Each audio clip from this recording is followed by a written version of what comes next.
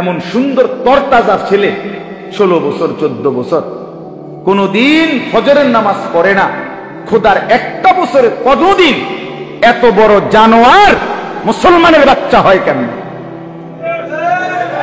এত বড় জানোয়ার মুসলমানের বাচ্চা হয় কেমনে? মুসলমানের বাচ্চা হয় কেমনে বলেন? তুমি বাবার জীবনের সার্থকতাটা কি? এই মার জিন্দেগীর সার্থকতাটা কি বলেন? বুঝাইয়া বলেন, একজন জবাব।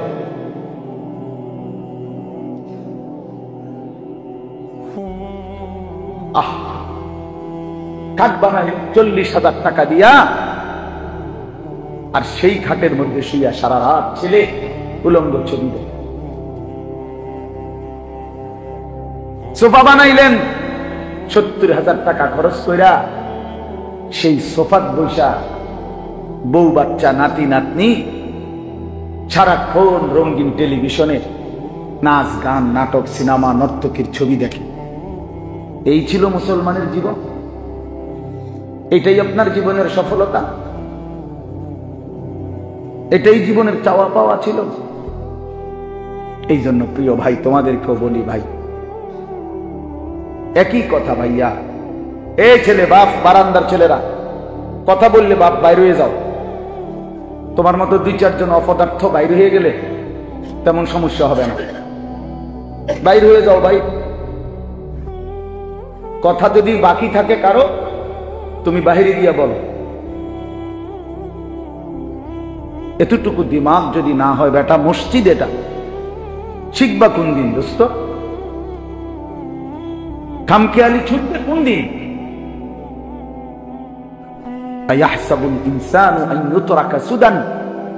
আল্লাহ তাআলা বলছে, মানুষ কি ভেবেছো তোমরা আমি তোমাদেরকে এমনি এমনি ছেড়ে দেব? আফাহাসিবতুম আন্নামা খালাকনাকুম আবাথান, আল্লাহ তাআলা বলে, বান্দা তুমি কি এই মনে করেছো যে আমি তোমাদেরকে অনর্থক বানিয়েছি? হাল আতা আলাল ইনসানি হিনুম মিনাদ দাহর লাম ইয়াকুন শাইআম মাযকুরা। আল্লাহ তাআলা বলে, বান্দা তুমি জানো না কত যুগ যুগ ধরে আমি আল্লাহ তোমাকে সৃষ্টি করেছি। তুমি 9 মাসে হও নাই, তুমি 9 বছরে তৈরি হও নাই। তুমি জানো না বান্দা, মাটির অস্তিত্ব থেকে আমি তোমাকে বানাইছি। প্রথম তোমার অস্তিত্বের প্রথম বিন্দু মাটি। ওয়ালাকাদ খালাকনাল ইনসানা মিন সুলালাতিন মিন তিন। আল্লাহ তাআলা বলেন, মাটির সারাংশ থেকে আমি আল্লাহ মানুষকে বানিয়েছি। সেই মাটিটা যেটার থেকে তোমারে বানাইছি, সেটা আমি কত হাজার বছর ধরে এই পৃথিবীতে রাখছি। পৃথিবীর কেউ জানতো না, শুধু আমি আল্লাহ জানি। কথা বুঝেন নাই? শুধু আল্লাহ জানে, আল্লাহ জানে, শুধু আল্লাহ জানে। মাটি থেকে খাবার উৎপাদন করেছি, সেই খাবারের কণিকার মধ্যে তুমি ছিলা, তোমার অস্তিত্ব ছিল। সেখান থেকে নির্দিষ্ট পরিমাণ খাবার তোমার বাবা বক্ষণ করছে। সেই বাবার খাবার থেকে আমি আল্লাহ বীর্যের ফোঁটা তৈরি করেছি, তুমি তার মধ্যে ছিলা। সেখান থেকে একটা নির্দিষ্ট সময়ে তোমারই বাবা মায়ের মিলনে উভয়ের বীর্য একত্র করে মিন নুতফাতিন আমশাজ একত্রিত করে মায়ের জরায়ুতে আমি আল্লাহ স্থাপন করেছি। সেখান থেকে আরো 9 মাস ধারাবাহিকভাবে মায়ের রেহেমে, মায়ের জরায়ুতে আমি আল্লাহ তোমাকে তৈরি করেছি। জমাট রক্ত, গোশতের টুকরা, হাড্ডির কঙ্কাল, নাক কান চোখ দিয়ে গোশত মিলাইয়া একদিন রূহ ফুকে দিয়ে মায়ের পেট থেকে বের করে এই পৃথিবীর আলো দেখতে দিছি। তুমি জানো না বান্দা, তোমারে বানাইতে আমার বহুদিন লাগছে। আমি সেই মালিক, যে মালিক কুন বললে হয়ে যেত। আল্লাহ তো কুন বললেই হয়ে যায়, হও বললেই তো হয়ে যায়, ঠিক কিনা বলেন? তাহলে আমারে আপনারে আল্লাহ তাআলা 9 মাস লাগাইলো কেন? 9 বছর লাগাইলো কেন? এত লম্বা সময় আমরা জানি না মাটি হিসাবে কতদিন ছিলাম। আমরা জানি না খাবার হিসাবে কতদিন ছিলাম, আমরা জানি না বাবার বীর্য হিসাবে কতদিন ছিলাম, আমরা জানি না মায়ের জরায়ুতে কোন দিন স্থাপন হলাম, আমরা জানি না 9 মাসে কোন দিন নাক লাগাইছে কোন দিন। কেউ বলতে পারে? বলো ছেলেরা, একটা ছেলে বলো বাপ, তোমার মায়ের গর্ভে যে তুমি ছিলা 10 মাস, তোমার নাক লাগাইছে কোন দিন, তোমার চোখ লাগাইছে কোন দিন? এমন সুন্দর যত্ন করে শরীর সাজাইছে যিনি, তিনি পৃথিবীর কাউকে জানান নাই। তোমার মাকেও বলে নাই, মাকেও জানাই নাই যে মা আজ রাতে তোর ছেলের নাক লাগাবো, আজকে রাতে তোর ছেলের কান লাগাবো। আল্লাহ বলে না বান্দা, পৃথিবীর কাউকে না জানিয়ে শুধু আমি একা অন্ধকারের ভেতরে আমি নিজ হাতে তুমি বান্দাকে বানাইছি।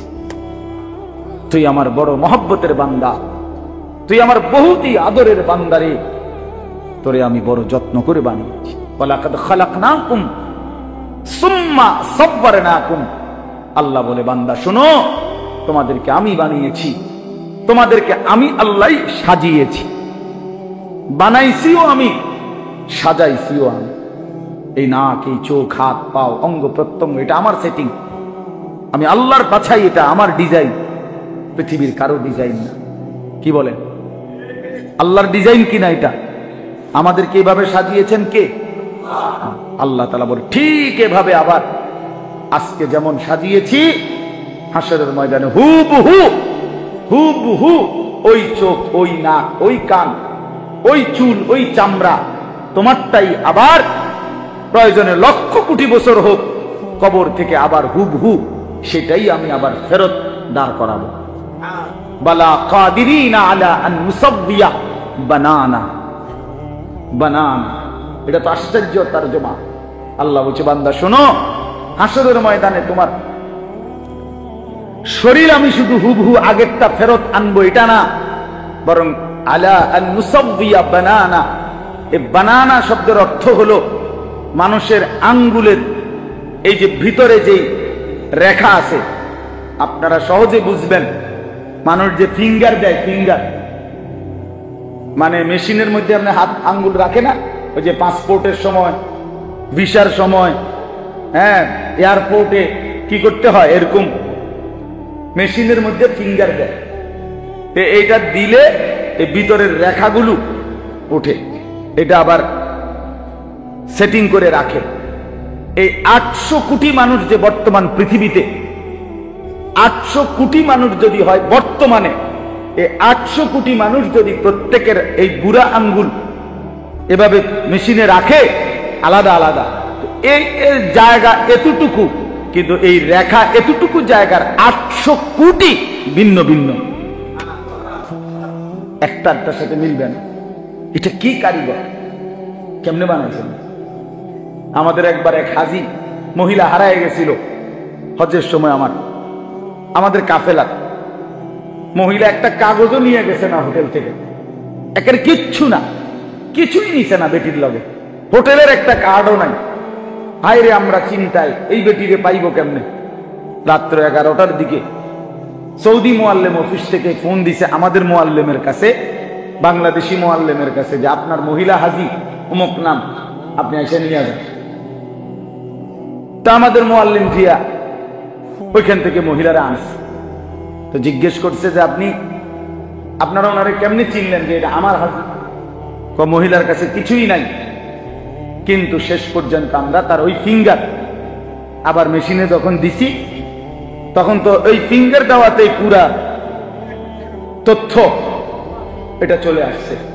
তো এখানেই তো আছে কম্পিউটারে যে সে কোন হাজি, কার গ্রুপ, কার কি, সব কিছু শুধু আঙ্গুলের ছাপ দিয়া। তো আমার অর্থ হইল, আল্লাহ তাআলা বলে এই আলা আন নুসাব্বিয়া বানানা অর্থ হইল, আল্লাহ বলে বান্দা হাসরের ময়দানে এই দুনিয়ার ফিঙ্গার, আঙ্গুলের যে ছাপ রেখা, আমি আল্লাহ আদম থেকে নিয়ে ইসরাফিলের ফু পর্যন্ত যত কোটি মানুষ বানাইছি, প্রত্যেককে যে আলাদা আলাদা রেখা দিছি, ওই আলাদা রেখা দুনিয়াতে যেটা দিছিলাম, হাসরের ময়দানে হুবহু ফিঙ্গারটা, রেখাগুলো ওইটাই ফেরাই আনবে। এখনকার ফিঙ্গার হাসরের মাঠে আবার দিও, তোমারটাই আসবে। সুবহানাল্লাহ। এজন্য বাপ আমার, বন্ধু আমার বলার উদ্দেশ্য ছিল এই কথাটাই বলা, নিজের জীবনের কদর করা, নিজের ভুলে না যাওয়া। ছেলেরা তোমরা ভাইবা দেখো বাপ, নিজেদের চেহারা, নিজেদের সুরত, নিজেদের চলন ভলন, সারাদিনের নিজেদের ব্যস্ততা, আল্লাহরে সাক্ষী রাইখা প্রিয় বন্ধু আমার, তুমি আমার সন্তান, তুমি আমার ভাই। কেউ হয়তো আমার ছেলের বয়সী, কেউ আমার ভাইয়ের বয়সী। তোমাদেরকে অনুরোধ করছি বাবা, একটা বার নিজের সাথে নিজে বোঝাপড়া কইর যে এরই নাম মুসলমান। তুমি মুসলমানেরই সন্তান, যে 5 ওয়াক্ত নামাজ, এক বেলা নামাজও যার পড়তে মন চায় না, তুমি মুসলমানেরই সন্তান। সকাল থেকে নিয়ে রাত 12টা, 1টা, 2টা পর্যন্ত সারাটা দিন তুমি মোবাইল নিয়েই ব্যস্ত, নারী, ছবি, নাচ, গান, অশ্লীল দৃশ্য, বেহায়াপনা, এরই নাম মুসলমানের সন্তান। চেহারা, মাথার চুল থেকে পায়ের নখ পর্যন্ত কোনো কিছুতেই ইসলামের কোনো চিহ্ন নাই, এরই নাম মুসলমানের সন্তান। মুসলমান এমনই হওয়ার কথা ছিল। রাসূলুল্লাহ সাল্লাল্লাহু আলাইহি ওয়াসাল্লামের 23 বছরের মেহনত এজন্যই ছিল।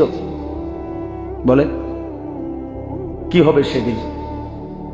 আমি বলি বাপ, প্রিয় নবী সাল্লাল্লাহু আলাইহি ওয়াসাল্লাম হাসরের ময়দানে প্রত্যেকের আমলনামা, এই উম্মতের সকলের আমলনামা নবীজি দেখবেন। নবীজি সাল্লাল্লাহু আলাইহি ওয়াসাল্লাম দেখবেন, আর আমলনামা হাতে নিয়ে যখন দেখবেন, পৃষ্ঠার পর পৃষ্ঠা, পৃষ্ঠার পর পৃষ্ঠা, কোনো নেকি নাই। ফজরের নামাজ পড়ে না, 30 বছর, 20 বছর, 30 বছর মিথ্যা বলে, 40 বছর যাবৎ সুদের ব্যবসা, কিস্তির টাকা, হারামের টাকা, ঘরের মধ্যে 30 বছর ধরে টেলিভিশন, কেউ ফজরের নামাজ পড়ে না। এইভাবে যখন আল্লাহর নবী সাল্লাল্লাহু আলাইহি ওয়াসাল্লাম আমল নামার মধ্যে উল্টাইয়া দেখবেন, আল্লাহর কসম বন্ধু, নবী সাল্লাল্লাহু আলাইহি ওয়াসাল্লাম চোখের পানি ফেলে ওই উম্মতকে ডাক দিয়ে বলবেন, উম্মত তুই আমার এত বড় বেইজ্জতি কেমনে করতে পারলি? কেমনে আমার এত বড় অপমান করলি? তুই জানো উম্মত, আমি 23টা বছর তোদের জন্য সারাটা রাত কেঁদেছি।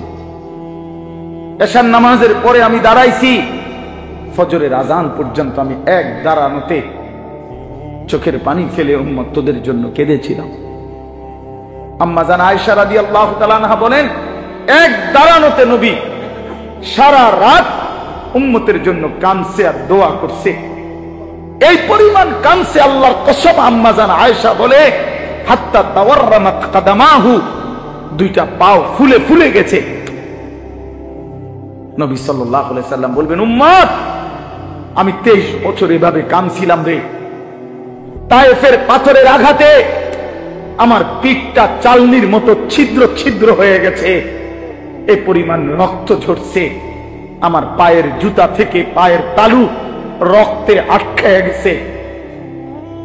আমি ক্ষুধার কষ্টে পেটের মধ্যে 2টা পাথর বাইন্ধা ক্ষুধার কষ্ট সয়েছি। আমি উহুদের দান শহীদ করে রক্ত মাখা শরীর নিয়ে উহুদের ময়দানে আমি ঘন্টার পর ঘন্টা বেহুশ হয়ে পড়েছিলাম। আমার ঘরের চুলায় 3 মাস রান্না করা কোনো খাবার রান্না হয় নাই। আম্মা জান আয়েশা রাদিয়াল্লাহু তাআলা আনহা কসম করে বলছে, এই উম্মত, নবীর বংশে আমরা, নবীর ঘরে আমরা 9 জন বিবি, রাআইনা হিলালান সুম্মা হিলালান সুম্মা হিলালান, এক চাঁদ দেখছি ডুবছে, আরেক চাঁদ, আরেক চাঁদ, এভাবে 3 মাস গেছে। মা আওকাদাত ফি আবিয়াতে রাসূলিল্লাহ নারুন, রাসূলের কোন বিবির ঘরে আগুন জ্বলে নাই, রান্না করা কোনো খাবার খান নাই। এইভাবে উম্মত আমি না খেয়ে না দে কত রক্ত ঝরাইলাম, কত চোখের পানি ফেললাম, বিনিময়ে এটা কি আনলি উম্মত? বিনিময়ে কি আমলনামা দেখাইলা? হায় উম্মত, এতদিন আখিরি নবী, শ্রেষ্ঠ নবীর উম্মত এতদিন নামাজ পড়ে না? সর্বশ্রেষ্ঠ নবীর উম্মত এতদিন মিথ্যা বলে? সর্বশ্রেষ্ঠ নবীর উম্মত এভাবে সুদ খায়? হায় উম্মত, আমি এটা নিয়ে আমার মালিকের সামনে কেমনে দাঁড়াবো? সুপারিশের জন্য কি বলবো, কেমনে বলবো? প্রিয় ভাই আমার, রাসূলুল্লাহ সাল্লাল্লাহু আলাইহি সাল্লামের ভালোবাসা তো সবার কাছে আছে। সবাই তো আমরা দাবি করি। ভালোবাসা নিয়ে কত ধাক্কাধাক্কি, ভালোবাসা নিয়ে কত ফতুয়াবাজি, নবীর মোহাব্বত, নবীর ইশক, নবীর ভালোবাসা, এই নিয়ে কত ঠেলাঠেলি। তো প্রত্যেকের ভিতরেই তো ভালোবাসার দাবি আছে। ভালোবাসার সেই দাবিতে রাসূলুল্লাহ সাল্লাল্লাহু আলাইহি ওয়াসাল্লাম তিনি যদি লজ্জা পান হাসরের ময়দানে, তো কি হবে আমাদের পরিণতি? ফাকাইফা ইযা জি'না মিন কুল্লি উম্মাতিন বিশাহীদ ওয়া জি'না বিকা আলা হাউলা'i শাহীদা। সূরা নিসার আয়াতটা, এই আয়াতের তাফসীরের মধ্যে আছে আল্লাহ তাআলা হাসরের ময়দানে নবীজির সামনে, এই আয়াতের একটা তাফসীর এটা যে নবীজির সামনে উম্মতের আমলনামা খুলে দেখাবে। নবী সাল্লাল্লাহু আলাইহি সাল্লাম, আমরা নিজে হাদিসে পড়ছি, রিয়াজুস সালিহিন কিতাবে আমি নিজে পড়ছি, হযরত আব্দুল্লাহ ইবনে মাসউদ রাদিয়াল্লাহু তাআলা আনহু একদিন এই আয়াত নবীজির সামনে যখন পড়তেছিলেন, নবীজি এই আয়াত শুনেই বললেন, হাসবুকাল আন, আব্দুল্লাহ থামো, আর আগায়ও না। হযরত আব্দুল্লাহ ইবনে মাসউদ বলেন, নবীজি এই কথা বলাতে আমি থেমে গেলাম। ফালতাফাত্তু, আমি নবীজির দিকে চোখ তুলে তাকাইলাম, তাকাইয়া দেখলাম ফাইদা আইনাহু তাদরিফান, আল্লাহর নবী সাল্লাল্লাহু আলাইহি সাল্লামের দুই চোখ দিয়ে অঝরে পানি ঝরছে।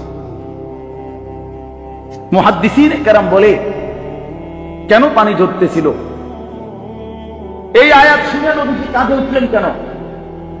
এই আয়াত শুনে নবীজি থাইমা গেলেন কেন? ওনারে আর সামনে করতে দেয় নাই কেন বললেন?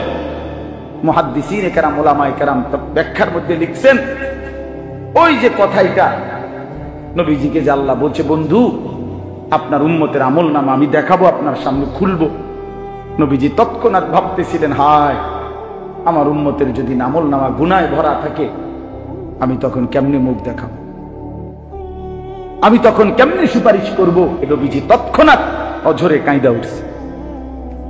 আমাদের জন্য তিনি এই পরিমাণ কাঁদলেন, আমাদের জন্য তিনি এই পরিমাণ কাঁদলেন। প্রিয় ভাই আমার, বন্ধু আমার, ঠেলাঠেলি করে কি হবে বাপ? কি হবে? কি হবে? কোনো কিচ্ছু আসবে না। এই দেখতে দেখতে আমিও চলে যাব, আপনারাও চলে যাবেন, আমরা সবাই চলে যাব, আমরা সবাই চলে যাব। এই জন্য আমরা প্রত্যেকে ইনশাআল্লাহ, যে কয়জন মানুষ বসছেন, আমি অনুরোধ করি সকলের কাছে, বিশেষ করে আমাদের নওজোয়ান ছেলে তোমাদের কাছে, ভাইয়া নিজের জীবনের কদর করো ভাই। এটা জীবন না দোস্ত। যে জীবন সেজদা দেয় না সে মানুষ না, যে কপালে সেজদা নাই সে মানুষের বাচ্চা না, যে কপালে সেজদা নাই ওই হাইওয়ান, ওই জন্তু জানোয়ার। যে সেজদা দেয় না সে শয়তান। আল্লাহ তাআলা কোরআনুল কারীমে ইবলিসকে বলছে, আজকের থেকে সেজদা দিলি না, এই নাফরমান, আজকের থেকে তুই শয়তান। বলো মাওলানা, তুমি বলো, কথা কি এটা না? ইবলিস কি এর আগে শয়তান বলতে পারে? ইবলিসের আগের তো ছিল, নাম ছিল মুআল্লিমুল মালাইকা। ইবলিস তো ফেরেশতাদের শিক্ষক ছিল। যেদিন সেজদা দেয় না, একটা সেজদা, আল্লাহ বলেন, বেঈমান, সেজদা দিলি না, আজকের থেকে তুই শয়তান। শুধু শয়তান, আল্লাহ বলেন সেজদা দিলি না, ফাখরুজ ফাইন্নাকা রাজিম, বের হ বেঈমান, আজকের থেকে তুই অভিশপ্ত। বেনামাজি ছেলেরা মনে রাখো, তুমি অভিশপ্ত, অভিশপ্ত, রাজিম, তুমি শয়তান। আল্লাহ কোরআনে বলছে, ওয়া ইন্না আলাইকাল লানাতা ইলা ইয়াউমিদ্দিন। ইবলিস তুই সেজদা দিলি না, মনে রাখিস আজকের থেকে নিয়ে কিয়ামত দিবস পর্যন্ত তোর উপরে আমি আল্লাহর লানত লানত লানত অভিশাপ, তোর উপরে অভিশাপ। যেন বেনামাজি মনে রাখিস তোর উপরে আল্লাহর লানত। আমি বললাম তোর উপরে আল্লাহর লানত, তোর উপরে খোদার গজব। মনে রাখো, চালাক মনে হয় বাত করতে গুণ খানার নাম চালাকি, বাত খাইতে পারলেই চালাক, দুনিয়া ভোগ করতে পারলেই চালাক। কুলু ওয়া তামাত্তাউ কালিলান ইন্নাকুম মুজরিমুন। আল্লাহ বলে নাফরমান, তুই নাফরমানি সত্ত্বেও অল্প সময়ের জন্য আমার দুনিয়া ভোগ কর, খা বেঈমান। কুলু ওয়া তামাত্তাউ, খা বেটা, অল্প সময়ের জন্য দুনিয়া ভোগ কর। শুধু মনে রাখিস বান্দা, ইন্নাকুম মুজরিমুন, তুমি কিন্তু পাপী। নাস্তা খাও, কোনো মানা নাই। আল্লাহ বলছে বান্দা শুধু মনে রেখো ফজরের নামাজ পড়ো নাই, রাতের খানা খাও, কোনো মানা নাই, আমি খাইতে বাধা দেব না, শুধু মনে রেখো এশার নামাজ পড়ো নাই। বিল্ডিং করতেছ করো, শুধু মনে রাখো দূর সুদের টাকা, কিস্তির টাকা, 2 নম্বরই টাকা, ওজনে কম দিয়া বাটফারি কইরা এতিমের সম্পদ লুণ্ঠন করে, অন্যায়ভাবে আপন জনের সম্পদ কুক্ষিগত করে বাড়ি করলা, প্রাচুর্য করলা, অহংকার করলা। মনে রাখো নাফরমান, দুনিয়া ভোগ করো, আখিরাত খুব সামনে, কবর খুব সামনে, খুব। হাত্তা জুরতুমুল মাকাবির, এই যে এখানে আছে, কাল্লা সাউফা তা'লামুন। আল্লাহ বলেন অল্প সময়ের ব্যবধানে নাফরমান, কবরের তোরে বুঝায় দেব আমি মাওলার শাস্তি কি জিনিস, আমার অবাধ্যতার শাস্তি কি জিনিস, আমি বুঝায় খাও। ছেলে পেলে তোমরা মনে করছো মোবাইল টিপতেছো, নারী দেখতেছো, বাপ কিছু বলে না, মা কিছু বলে না, সমাজের কেউ কিছু বলে না।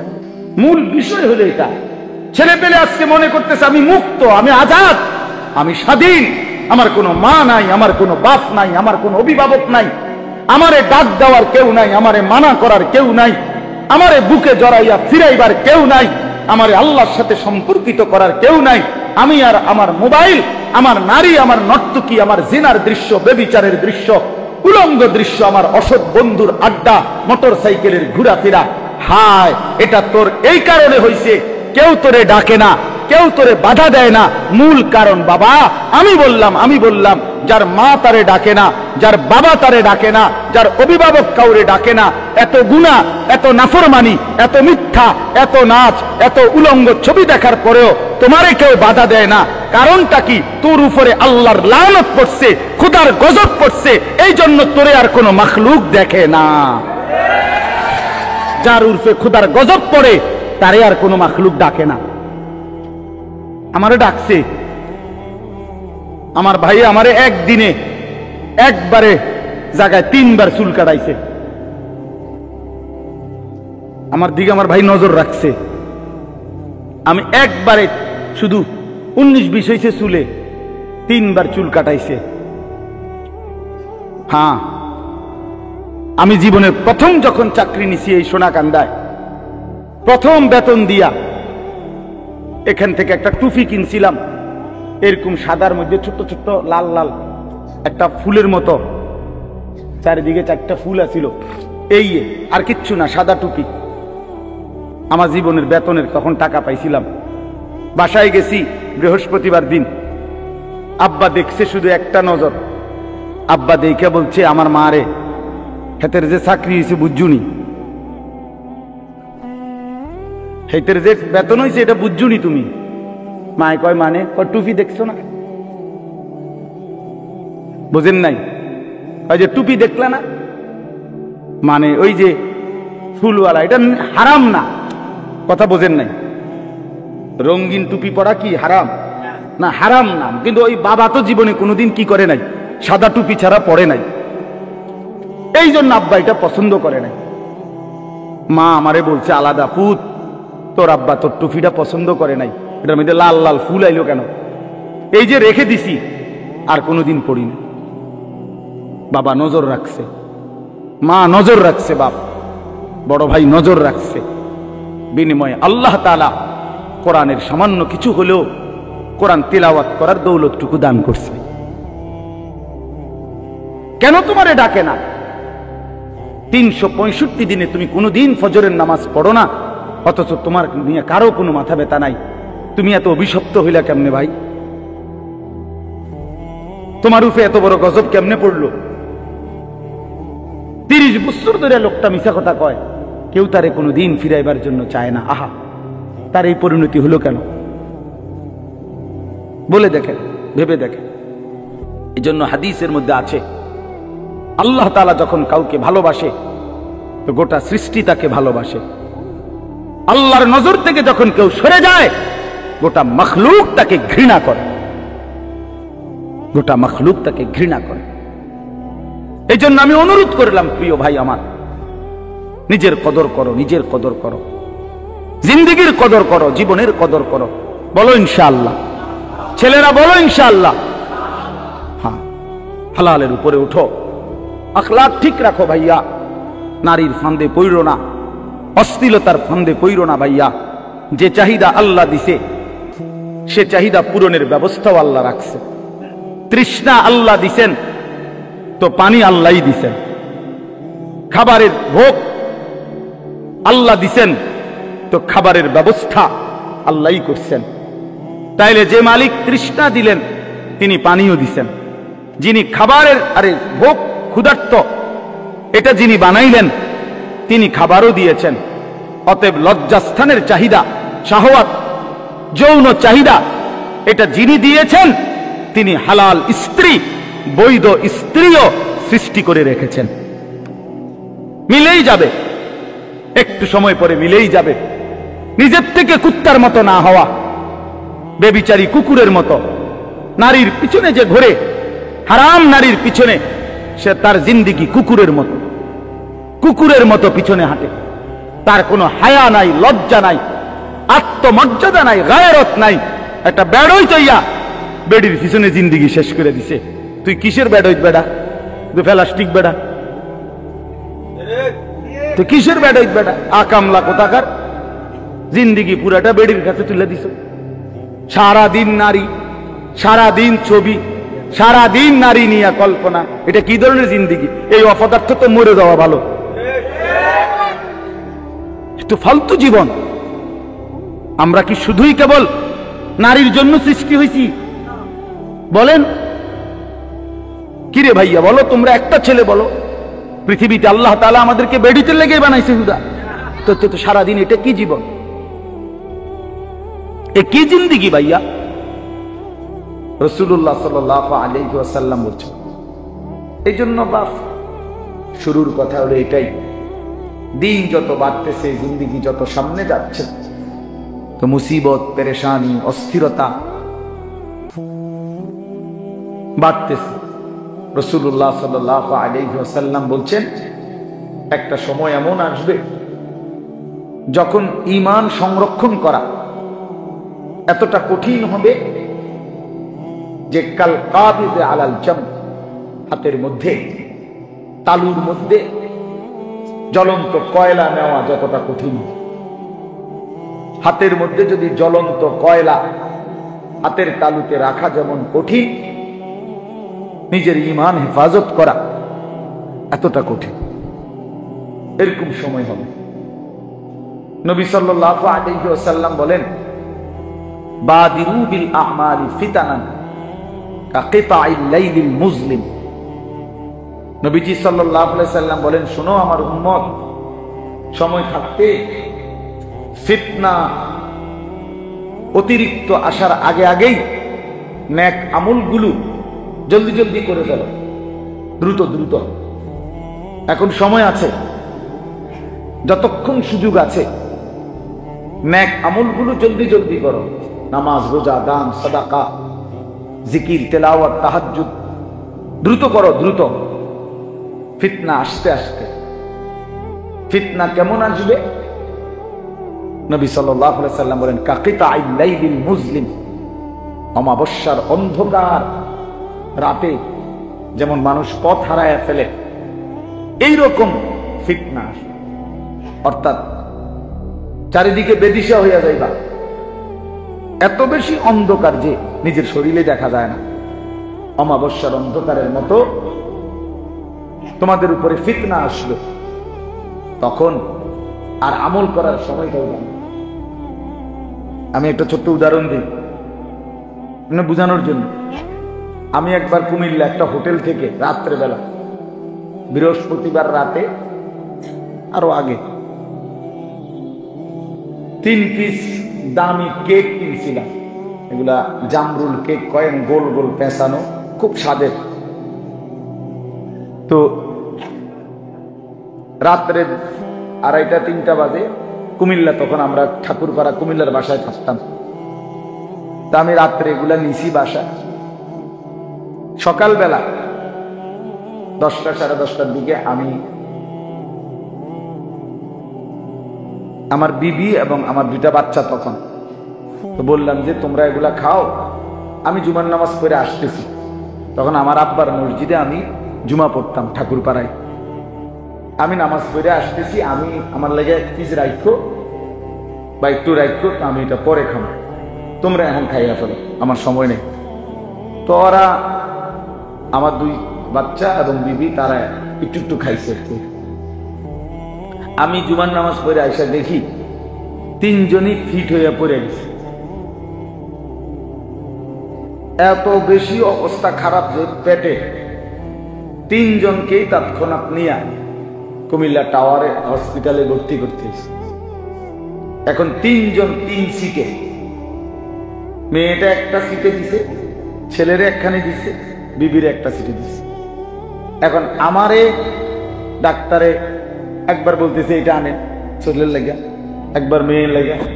আমি সোজা পাগল হয়ে গেছি। হায় হায়, আমি এখন কি করতাম? কি ওর কাছে যাইতাম না এর কাছে যাইতাম, না এর কাছে যাইতাম, একই টাইমে। যা আমার বোঝানোর উদ্দেশ্য হলো যে মুসিবতটা যখন একসাথে হয়ে যায় অনেকগুলো, মানুষ তখন দিশেহারা হয়ে যায় যে আমি এখন কি করতে পারি। এই জন্য বাপ, একটা সময় এমন আসবে যে একটা ফ্যামিলির সকলেই এলোমেলো, বাবার তখন মাথা ঠিক থাকবে না। হায়, আমার ছেলেটাও এলোমেলো, মেয়েটাও এলোমেলো, ছেলের বউটাও এলোমেলো, মেয়ের জামাইটাও এলোমেলো, নাতি নাতনিগুলোও এলোমেলো, সবাই এক একজন এক এক মতো। আমার জিন্দিগির আর কি ঠিক করমু কাকে, বুঝামু কারে, মানা করমু কারে, ডাকমু কারে। এই জন্য আজকে কিন্তু আপনারা লক্ষ্য করে দেখেন, একজন মুসলমান তার ঘরের মানুষগুলোর প্রতি তার কোনো নিয়ন্ত্রণ নেই।